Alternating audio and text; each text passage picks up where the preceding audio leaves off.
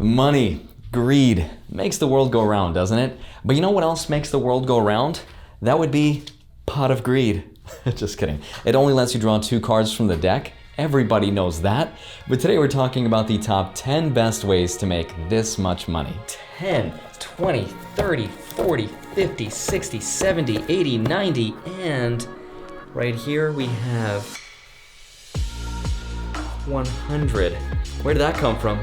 Couldn't have been my shirt.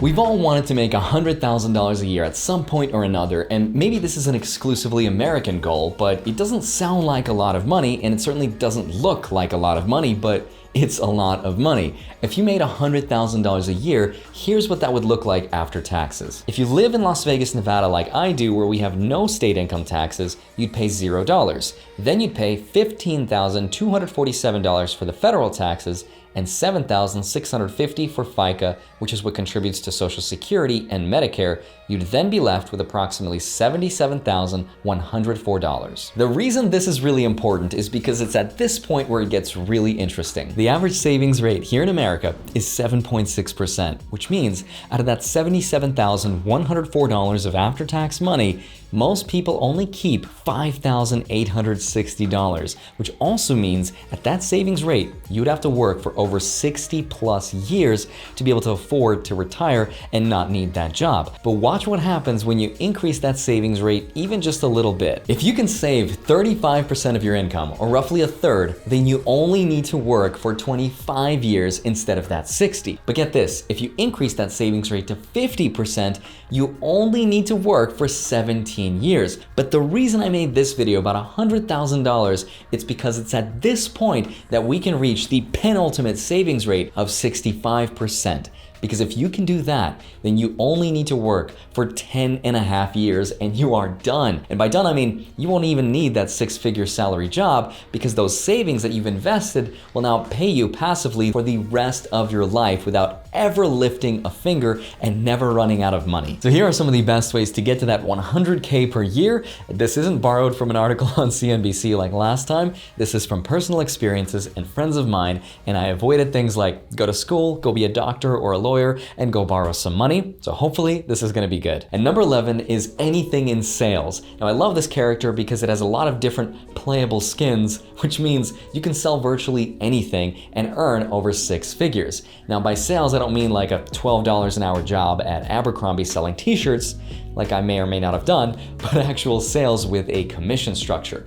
Now the great thing about this one is that you don't need a college degree, and these jobs are everywhere. The downside is that most people quit in the first 2 to 3 months of starting a sales position, because it's difficult and you need a lot of courage to physically approach 50 to 100 doors a day and try to sell people things. But if you can do it, then you can be like this 29-year-old that I found on Reddit who has made over $427,000 selling solar rooftops. What? And at number 10 is videographer. Now I love this one because I used to do this for a living and still technically do, but I never made it to $100,000 per year because I was doing it wrong. Not because I wasn't really good, but because I worked for someone else to help build someone else's business. But if you can go solo and build a list of clients, you can start charging anywhere between $1,000 to $10,000 per video. And a guy who is doing this right is a good friend of mine whose name is Bernard von Weideveld. Probably butchered his name. I'm sorry, man.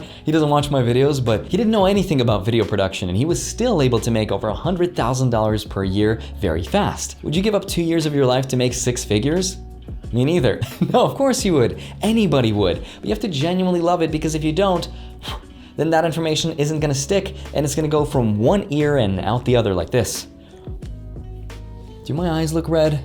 And number 9, photographer. Sort of related to videographer, but the two are not quite the same. My friend Chelsea from Chelsea Nicole Photography covers this on her YouTube channel, where she also talks about the business aspect of being a photographer, and it's super cool. She's really talented, and don't quote me on this, but she could charge upwards of $15,000 for a photo shoot for a wedding client. That's really where the big money is at, and she spends a lot of time with each client, so she does less gigs, but she also focuses on the more lucrative high-end paying ones, where she will further meet more clients on the job. And because here on YouTube everything is free, there is no shortage of everything you need to know about video cameras and video editing and photography and everything in between, many of them from my friends, which is more of a humble brag than actually anything useful. And at number 8, special effects artist. Now this sounds really obscure, but hear me out. True story, my friend Jikh is somebody who works on many of the Marvel movies and many other movies that have those HUDs or heads-up displays that you see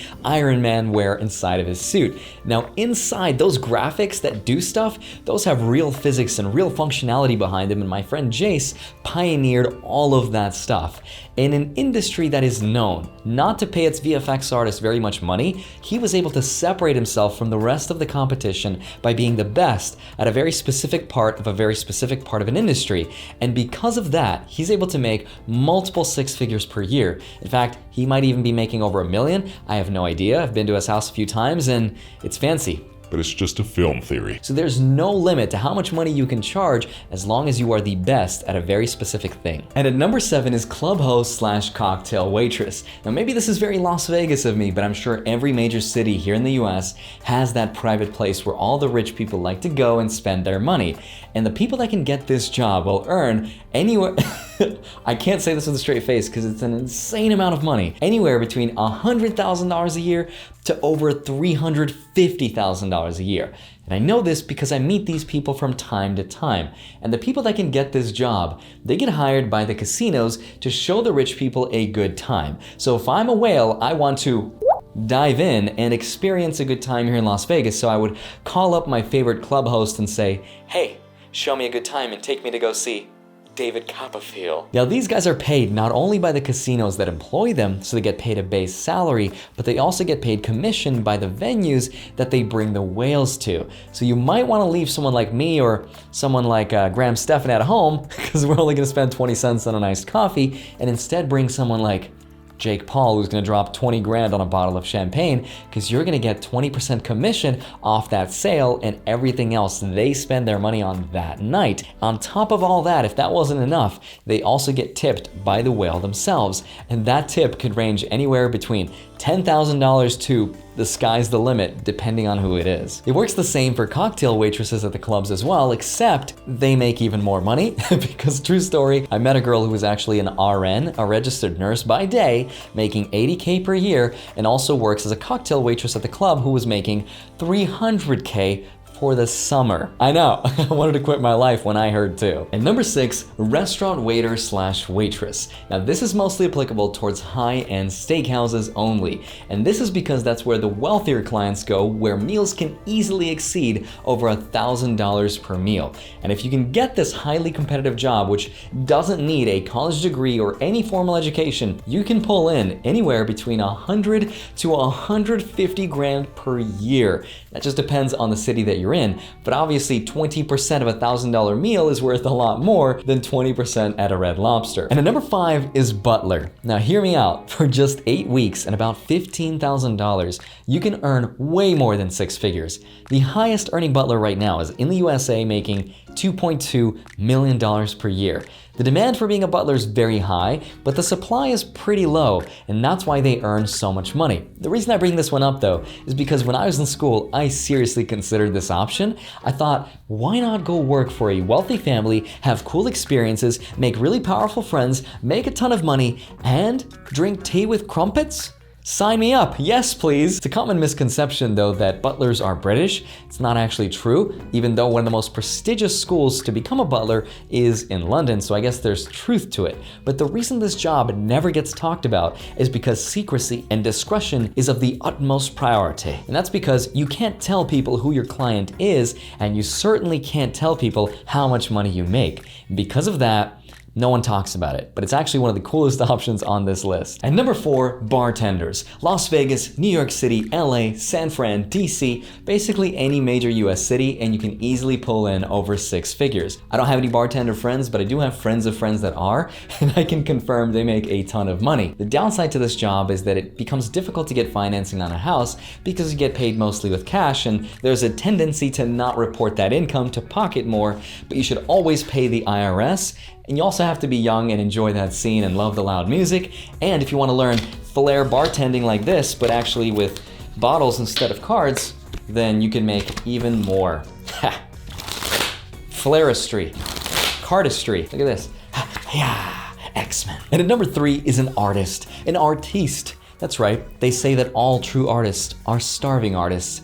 Can confirm, have been an artist, have starved. But if you can be just a little bit of a sellout, you can make a ton of money selling things on eBay, on Etsy, from photography to paintings to even tutorials on how to do card tricks to the soul is the limit. But you can sell that too. Have sold my soul, still receive royalties to this day. The pro is you can make a ton of money, but the con is the internet will think you are a sellout. But don't ever let them convince you otherwise. You are not, is what I'll keep telling myself. And number 2, entertainer. Now this one is similar to the artist, except the artist can have a digital business and digital assets, but an entertainer has to physically show up to the gig and physically entertain people in real life. The pro of this job is that you can make a ton of money and there's virtually no ceiling. The downside is you have to be entertaining. I remember I was using Tinder once and I told a girl that I was a magician. When I met her, she thought I was a musician, and that date didn't go too well. Oh, you're a musician. No, I'm a magician. Oh. True story. And coming in at number 1 is social media person / personal brand. Now this is the perfect tie into the video to say, buy my course to learn how to succeed here on YouTube. But the truth is, I have nothing to sell you because I'm naive and I should. But if you thought to yourself, it's just too late to start, there's too many people, it is not. I promise that 5 years from now, when we look back at 2020, we'll think, wow, I thought the platform was oversaturated with finance videos then. Look at us now. Maybe you thought to yourself, well, I don't have the kind of personality and I'm just not interesting and I don't have that kind of thing. Well, this guy thought the same thing and now he's making $5 million a year. All you have to do is just kind of get over yourself and be consistent when no one is watching. If you can do that, 1% of this world will fall in love with you, regardless of your flaws. And 1% of this world is still millions and millions of people. All you have to do is just keep being consistent, put out effort, value, quality, and be honest. And if you can conquer yourself, you beating you. And if you can do that, then you can get those bukus. And if you don't like any of these ideas, then let me share with you one last one, and it's called the 5-year plan. And it doesn't involve vague rituals of visualization or anything like that. But this one involved me hitting at the age of 25 my plateau. I couldn't go anywhere else. I hit 50K per year after taxes, and I didn't know what else to do. So I told myself every single year until I turned 30, for the next 5 years, I would increase my salary by 10K per year. And so what I did was, the first thing, I maxed out my salary. I negotiated what I could, which was 50K per year. And then I took up business with photography and videography. I started to make videos for people. Then I started to perform more of my magic and cardistry. And I also started an Airbnb business that eventually became a superhost, which was super cool. That got me to 88K per year, which isn't quite 100 that I wanted, but it was still close enough to feel depressed and quit anyway. The point of what I'm trying to say is that you don't have to look for 100K from a singular source. We now live in an era, in a time and place where we can supplement our incomes with so many other things like TaskRabbit, Postmates, Uber, Airbnb, and so many other things that we can at least get close. Just remember that once you actually start to make 100K a year, it doesn't mean anything if you spend 93% and save only 7% like the average American does. So instead, save 65% and invest it into real estate and stocks consistently, and you'll be done. Just take your yearly expenses, multiply it by 25, and that's how much money you need working for you, and invest it. If you want to be conservative, use a 3.5% withdrawal rate, and if that 3.5% represents a year of how much you spend, then you can consider yourself a proud owner of the ultimate luxury of time and freedom. Unfortunately, most people misunderstand how this works. I know I did when I was younger, and I thought, if I buy a few stocks, then maybe after a few years, I'll become a millionaire. Obviously not how it works, and that it takes time of diligent investing over many decades of time. And remember, you can control 2 variables, how much money you make and how much money you spend. But if you can't make more, then you can learn how to spend less, and that's gonna get you there quicker. And if you're brave enough, let me know in the comments below exactly how much money you are making and how you're doing it. And I will smash that heart button for each and every comment that lets me know, and let me know what I might have missed. Try to avoid some of the more obvious academic routes which involve student loans, which you try to avoid, because I would have done anything in my 20s to get that 6-figure a year job, and it is the biggest reason why I left my previous career and I took my shot here on YouTube, and it was literally the best decision I've ever made. So take those risks, especially while you're young. But in the meantime, if you want to get started with investing, then create your free account with Webull. You'll get a free stock and fund that account $100. Don't forget, you get a second free stock valued up to $1,400. You get your third free stock from Robinhood, and that's 3 free stocks. You can join my free Discord. We talk about investing, and follow me on Instagram. I post there from time to time. Love you. Thank you so much for watching this video. I will see you back here on Monday and Friday. Bye-bye.